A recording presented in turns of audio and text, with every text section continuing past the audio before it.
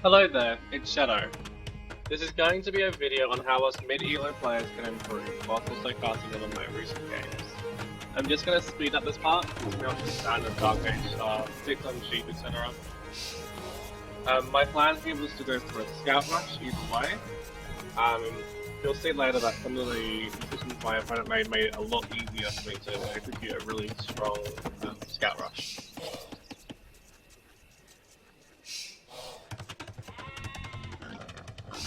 And one thing I have noticed at this level is not everyone goes straight for the board straight away.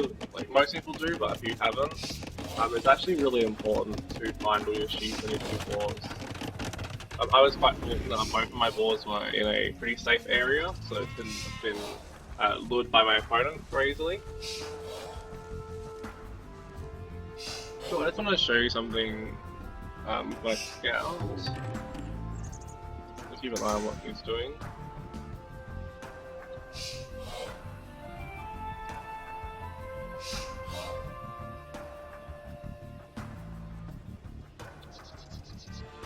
Cool.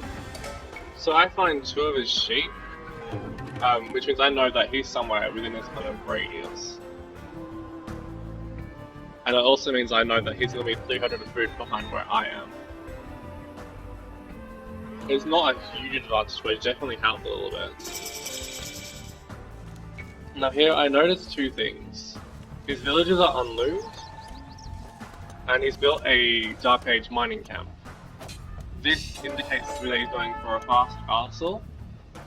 Even in a fast castle, you really should be looming your villages on an open map, or at least bare minimum walling off.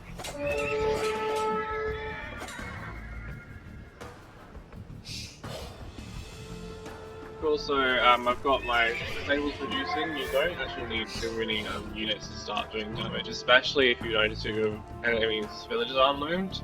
You just want to get them into the enemy town as soon as possible.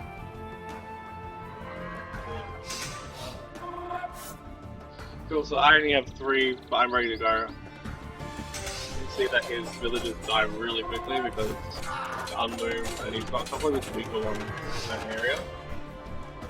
He does house full here, which is pretty smart.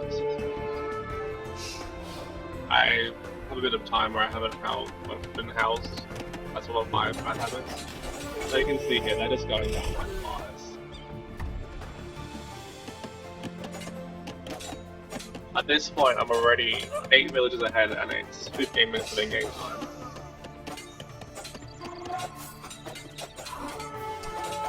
I think at this point, actually, my eyes aren't actually on this area. And then I realised what's happening, but I've already taken the advantage of 14 villages just after 15 minutes in. And he was going for a fast castle, so he's not going to have the economy to do anything. And he's had to invest the wood into a barracks, which isn't bad if you're expecting a scout rush, and it was a good position here. But it means you don't have enough resources to then build a market to then do a fast castle, which is your fastest build order with a blacksmith. At this point I realised I needed to adapt, and I wanted to get to castle as soon as possible, because I know that Frankish knights are pretty strong. However, something that's probably not as well known is that with bloodlines, Magyar knights are actually stronger straight into castle, because you have to do 2 lots of research between feudal and castle for Frankish knights to be as effective, whereas you only have to do 1 for the Magyars. This is because of their 2 free attack upgrades. By castle anyway. Cool, so we're gonna speed up again.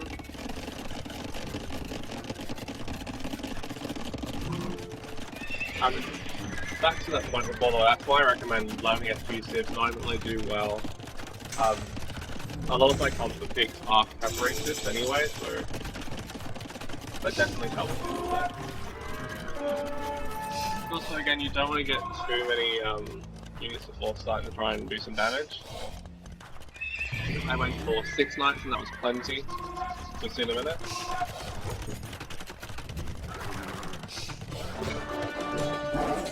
Cool, I'm going for a 4 town center, I'm already ahead. But then my opponent also goes for a 4 town center, really would not recommend it in this situation. He's only got 2 villagers building it, which optimal usually, if I'm not mistaken, you want 4. And even with the build bonus of his knights, I'm destroying his knights because I've got the 2 upgrades he has in fighting. And I even am matching him in the armor upgrades as well.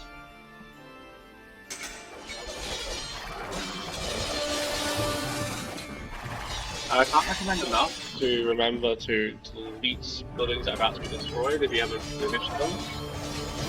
He lost a lot more resources than he needed to at the back of that.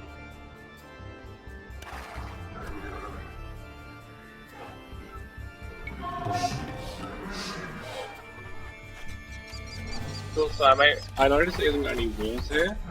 If you're already behind and you hit neutral and you know that your opponent on the offensive, you want to build some walls, especially when you've got a nice area like here where you can build it pretty comfortably. Against knights, you need stone walls for them to be particularly effective. And also, instead of placing his town centre over here, I would have placed it over here. We've got a nice wood line and you wipe out this shield with gold. You would have wanted to wall probably around here at minimum and possibly around here. And also don't forget that you can take individual spearmen out with multiple cavalry units pretty comfortably without losing a whole lot.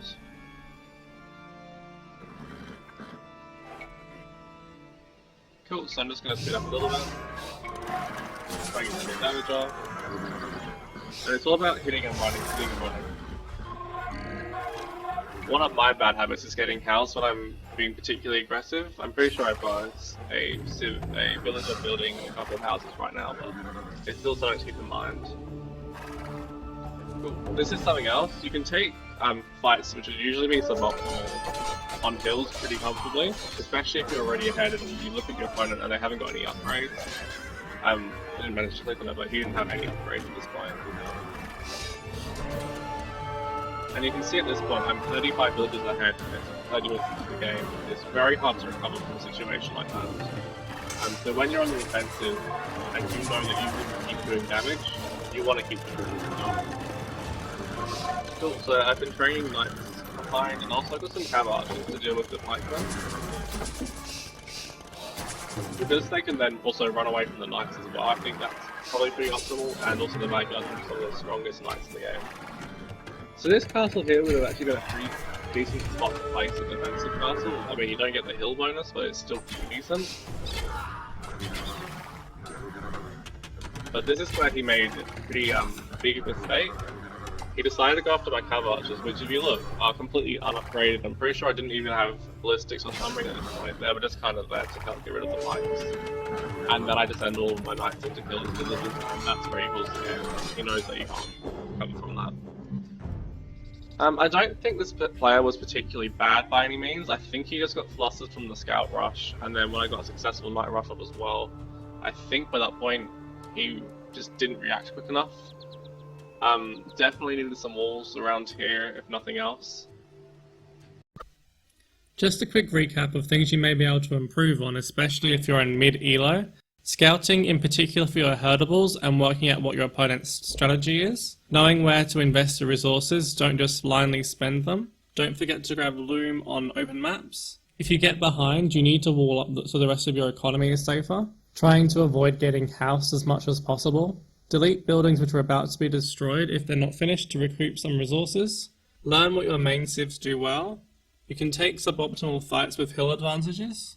And keep an eye on which units have been upgraded. Sometimes some of their units aren't as much of a threat as they seem. Anyway, thanks for watching the video. I hope it in some way helped. If it did, please consider subscribing to the channel and liking the video. I appreciate it a lot. See you next time.